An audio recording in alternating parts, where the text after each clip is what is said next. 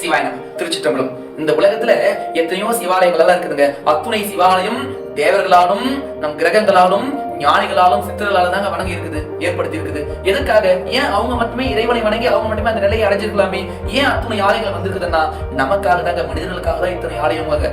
ஆமாங்க, நம்ம அனைவருமே இறைவனை வணங்கணும், சிவபெருமானை வணங்கணும், புண்ணியங்கள் செய்யணுங்க. அதனாலதான் நம்ம இப்போ ஒரு சாதாரண படிப்பு படிக்கணும், ஒரு டிகிரி வாங்கணும், உடனே வாங்கிட முடியுமாங்க? நம்ம ஃபர்ஸ்ட்ல 1வது படிக்கணும், அதே மாதிரி 12th வரைக்கும் முடிச்சுட்டு அடுத்து டிகிரி 3 வருஷம் 4 வருஷம் படிச்சா ஒரு டிகிரி சர்டிபிகேட் கிடைக்குது. ஆனால் இறைவனை அவ்வளவு சீக்கிரம் வணங்க முடியுமா? முடியாது. இறைவனை அடையிறது ரொம்ப கஷ்டம். அப்போ நம்ம வினையால தான் பிறந்திருக்கிறோம். நம்ம வினை நீங்கணும். ஏன்னா நம்ம குறையினால தான் பிறந்திருக்கோம். அந்த குறை நீங்கணும்னா அனுதினமும் சிவத்தை வணங்க வேண்டும். ஒரே ஒரு விஷயங்க, நம்ம நல்லா இருக்கணுமா, நம்ம சந்ததிகள் நல்லா இருக்கணுமா, நம்ம முன்னோருடைய ஆத்மா மோட்சகதை அடையணுமா, அவருடைய ஆசி நமக்கு முழுமையா கிடைக்கணுமா, நீங்க நினைச்சா முடியுங்க.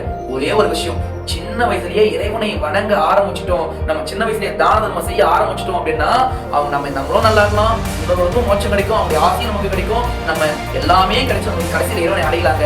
அதனால இன்னொரு விஷயம் என்னன்னா, நம்ம இறைவனை வினையால பிறந்திருக்கிறோம். இறைவனை அணுகு போயிருப்பது கண்டிப்பா வினை தடுக்கும்.